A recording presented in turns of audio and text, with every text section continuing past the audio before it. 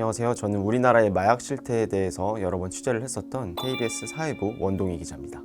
마약 취재를 하면서 중독 경험이 있었던 20대, 30대들을 제가 한 10분 정도 만나 뵀었고 4분 정도는 이제 직접 방송 인터뷰까지 해서 방송으로 나간 적이 있었는데요. 20대 여성 중독자 분이 계셨는데 남자친구랑 같이 동거를 하면서 필로폰을 막 했었는데 한 달 동안 거의 집 밖에 안 나오고 회사도 안 가고 음식 같은 것도 안 먹고 계속 이제 마약을 했다고 해요. 그래서 한 달 사이에 15kg가 빠질 정도로 중독이 심하게 됐었는데 그러다 보니까 조현병 이런 증상이 너무 심하게 와서 화장실에 앉아 있으면 노랫소리가 들린다라든지 의심이 되게 많아지는 거예요. 밖에 나가면 사람들이 날 보고 수군대고 나를 경찰에 신고할 것 같은 느낌이 좀 들고 CCTV 같은 게 이제 보이면 마치 다 자기를 감시하고 있는 것 같은 그런 느낌이 들어서 비 오는 날에 지도를 들고 맨발로 막 나가서 그 CCTV 위치를 하나하나 막 다 표시를 하면서 다녔다라고 하더라고요. 결국에는 이제 너무 의심이 심해지니까 같이 있던 남자친구마저도 너 나 신고하려고 하는 거지? 막 이런 생각이 들어서 막 식칼을 들고 싸우기도 하고 또 하나 기억에 남는 건 필로폰 같은 거를 계속 하다 보면은 몸도 필로폰에 내성이 생겨서 일상생활이 어느 정도 가능하다 그래요. 마약 중독자들 사이에서는 생활봉이라고도 하는데 뭐 예를 들어서 회사 출근 시간이 12시까지면 11시에 마지막으로 주사를 놓고 출근을 하고 회사 출근해서도 잠깐 점심시간 이럴 때 화장실 가서 주사를 놓고 오기도 하고 문제는 이게 괜찮은 것 같아 보여도 블랙아웃 증상이라고 하죠. 그러니까 기억을 잃는 그런 증상들이 굉장히 많아서 본인은 괜찮다고 생각했는데 그런 일들이 계속 생겨서 결국 그분은 회사 좀 이제 그만두게 되시고 뭐 마약 중독자라고 생각하면 거칠 것 같고 막 정신이 이상할 것 같고 우리랑 함께 어울릴 수 없을 것 같고 막 그런 생각이 들어서 겁이 났었는데 실제로 만나서 가보니까 우리 주변에 길 가다 볼 수 있는 정말 평범한 사람들 그런 사람들이 많았고 그만큼 마약이라는 게 정말 우리 주위에 많이 퍼져 있구나 라는 생각을 그때 했던 것 같아요.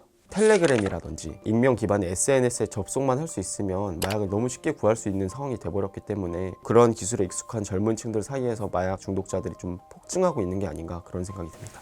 저도 텔레그램에서 이제 마약을 직접 구하는 그런 취재를 해본 적이 있었는데 정말 쉽게 구할 수 있더라고요. 텔레그램에 이제 마약방들이 몇 개가 있어요. 제가 봤던 가장 큰 마약방은 2,500명 정도 들어가 있는 마약방이라고 하더라고요. 판매자들이 본인이 가지고 있는 마약 종류, 가격 뭐 이런 식으로 메뉴판을 쭉 올려놔요. 종류에 따라 다르지만 정말 작은 소량의 경우에는 10만 원, 20만 원이면 구매를 할 수 있는 경우가 있었고 또 재밌는 게 첫 고객 뭐 행사 이런 것도 해요. 할인이 더 들어가서 처음으로 구매하신 분은 5만 원에 경험할 수 있게 해주겠다라든지 정말 10만 원도 안 되는 싼 가격에 마약을 구할 수도 있는 거죠. 특정 판매자한테 이런 종류의 마약 몇 그램이 필요해요 라고 이제 텔레그램 메시지를 보내면 지갑 주소를 보냅니다. 비트코인이라든지 가상화폐 지갑 주소를 보내는 건데 여기에 입금을 하시면 바로 좌표를 찍어드려요 라고 이렇게 딱 말을 하더라고요. 좌표를 찍어준다는 거는 이미 뿌려져 있는 곳에 장소를 알려준다 이런 뜻이거든요. 조그맣게 소량으로 포장이 돼서 이렇게 붙여놓는다고 하더라고요.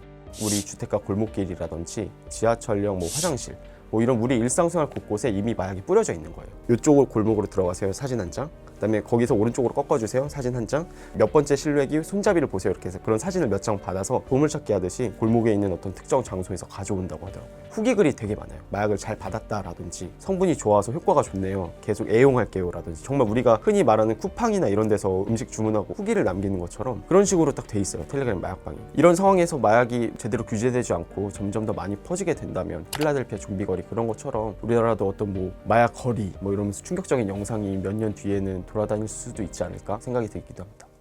마약할 때 언제가 제일 좋았어요? 라고 물어보면 처음 필로폰을 했을 때. 그럼 왜 못 끊으세요? 처음 경험을 못 잊어서. 그게 너무 강렬하고 그 느낌을 찾기 위해서 마약을 할 수밖에 없는 상태가 된다고 하더라고요. 이거를 흔히 마약 중독자들 사이에서 첫봉이라고 하는데 처음 필로폰을 맞았을 때 그 느낌 정말 내가 살면서 느끼지 못할 행복감을 몰아서 느껴지기 때문에 그 느낌을 계속 찾아가면서 마약을 계속 하다 보니까 어느새 중독에 빠지고 근데 그거는 그 약의 힘을 빌리지 않고서는 절대 느낄 수 없는 행복감이기 때문에 마약을 끊지 못하고 이런 부작용이 좀 생긴다 뭐 이렇게 중독자들이 말을 하더라고요. 제가 취재를 해보니까 정말 심각한 상황이에요. 대검찰청에서 매년 마약 사범에 대한 통계를 발표를 하거든요. 작년 기준으로 18,000명 정도 된다고 합니다. 18,000명이라고 하면 되게 작은 숫자 같잖아요. 마약 범죄 암수율이라고 해서 마약을 했더라도 검거되지 않는 비율 이게 1대 29 정도 된다고 해요. 29명 중에 1명만 검거가 된다는 얘기고 전문가들은 우리나라의 마약 중독자들이 한 50만 명 정도 된다. 그런 걸로 좀 추정이 되는 상황이고 청소년 마약 같은 경우는 오히려 더 잘 드러나지 않는데요. 그 부모는 숨기기에 급급하고 집 안에서 어떻게든 해결하려고 하기 때문에 잘 통계에 잡히지 않는 그런 상황이라고 합니다. 실제로 뭐 마약 상담하시는 분들이라든지 수사를 하시는 분들 이런 분들의 말에 따르면 청소년들의 마약 중독이 정말 심각하다 뭐 이렇게 말씀을 하시더라고요. 이 마약 중독자들 방치를 하면 우리나라 지속 가능성이 없어진다는 거예요. 우리나라 인구 구조를 보면은 이렇게 역피라미드 구조가 됐잖아요. 이 밑에 있는 젊은 층들이 마약에 빠지기 시작하면은 이분들은 경제 생활도 못하고 사회적으로 치료 비용이 나가는 거기 때문에 가뜩이나 우리나라가 이제 청년 한 명당 부양해야 될 사람들이 점점 많아질 텐데 그런 사람들이 점점점 늘어나면 사회 좀 지속 가능성이 떨어질 수 있다라고 많이들 지적을 해주시더라고요.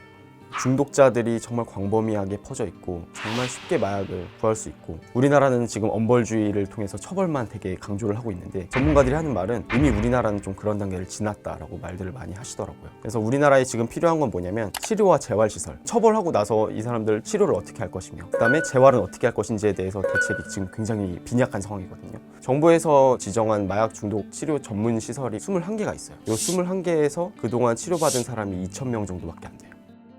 그마저도 제대로 운영 중인 병원은 2곳밖에 없다고요. 지정을 받았는데도 왜 이렇게 치료가 안 되는 거냐라고 물어보니까 돈이 안 돼서 그렇다는 거예요. 마약 중독자가 입원하면 2배, 3배의 의료 인력이 필요한 거예요. 환자를 받을수록 적자인데 이 중독자들 여기 안 받으면 딴 데 갈 곳이 없기 때문에 어쩔 수 없이 받고 있다. 이렇게 되고 있는 상황이더라고요. 그래서 치료 병원을 지정만 해둘 것이 아니라 지원을 좀 늘려가야 되는 게 필요하지 않나 생각이 들고 그리고 그렇게 치료를 받았으면 이제 재활을 해야 되는 거거든요. 가장 효과적인 방법은 마약 중독 경험이 있는 사람들끼리 합숙 생활을 하면서 다양한 프로그램도 하고 의견도 공유하고 의지도 같이 다지고 이러면서 끊는 거라고 하는데 그런 재활시설이 거의 전무하다시피 해요. 우리나라에 딱 2개, 3개밖에 없는데 국가의 지원을 받는 시설은 아니고 사설시설인 거예요. 그래서 지원이 전혀 안 되고 있는 상황이라고 합니다.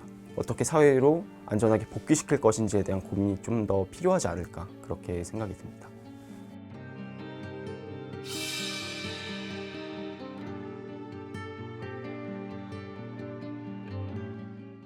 환각물질 흡입 시 응급조치 요령 알려드립니다.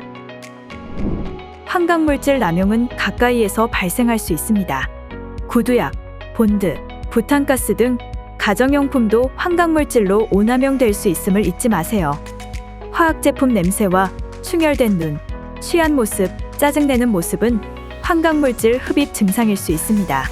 오남용이 의심된다면 112에 신고해주세요. 주변인이 환각물질을 흡입했을 경우 혼자 두는 것은 위험합니다. 호흡이 어려울 수 있으니 환풍이 잘 되는 곳으로 이동시켜주세요. 오남용자와 다투거나 흥분하지 않도록 해주세요. 격한 활동이나 스트레스는 심장에 문제를 일으킬 수 있습니다. 환각물질 흡입 후 의식을 잃을 경우 즉시 119에 도움을 요청하세요. 구조대가 도착할 때까지 심폐소생술을 실시하세요. 소중한 생명, 빠르고 적절한 조치로 지켜주세요.